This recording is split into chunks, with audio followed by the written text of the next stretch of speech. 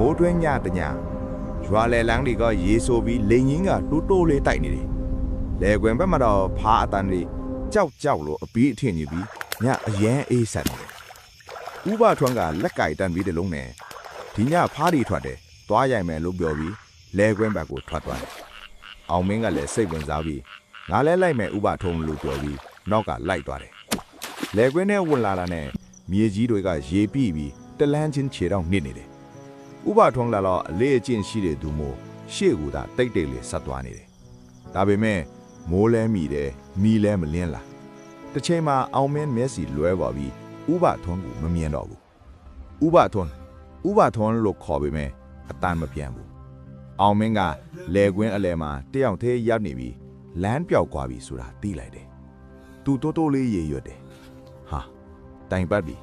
ငါလမ်းပြောက်နေပြီဘယ်ကိုသွားရမလဲအဲ့ဒီအချိန်ချွတ်အနောက်ကနေခြေတန်းတစုံကြားလိုက်ရတယ်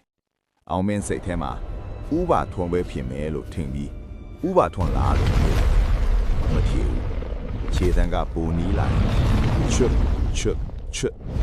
ရင်ခွန်းတန်းတောင်ကြားရအောင်တိတ်ဆိတ်သွားတယ်အောင်မင်းတဖြည်းဖြည်းနောက်ကိုလှည့်ကြည့်လိုက်တဲ့အခါသူ့အသက်ရှူတော့မေ့သွားတယ်မီးအလင်းနဲ့ထဲမှာလူမဟုတ်တဲ့အရေးတစ်ခုရက်နေတယ်ခြေထောက်တွေကမြေမထီဘူးခန္ဓာကိုယ်ကအယမ်းရှည်ပြီးမျက်နှာမမြင်ရဘူးဒါပေမဲ့မျက်လုံးနှလုံးကတော့မီးတောက်သလိုလင်းနေတယ်အောင်မင်းလဲပြေးချင်းတယ်ဒါပေမဲ့ခြေထောက်မလွတ်နိုင်တော့ဘူးအဲ့ဒီအရေးကတဖြည်းဖြည်းနီးလာတယ်ချွတ်ဒါပေမဲ့ခြေထောက်မရှိဘဲဘလို့လန်းနေလဲဆိုတာအောင်မင်းမသိနိုင်တော့ဘူးတစ်ချက်မှာအဲ့ဒီအရာကသူ့ရှေ့မှာတန်းရက်ပြီးနားဖေးကနေအတန်းတစ်ခုတိုးပြောလိုက်တယ်မင်းငါနေရတယ်ဝင်လာပြီအောင်မင်းမျက်လုံးတွေမောင်းသွားပြီးတစ်ခုခုမြင်လိုက်တာနဲ့တပြိုင်နက်မြေကြီးပေါ်မှာပြိုလဲသွားတယ်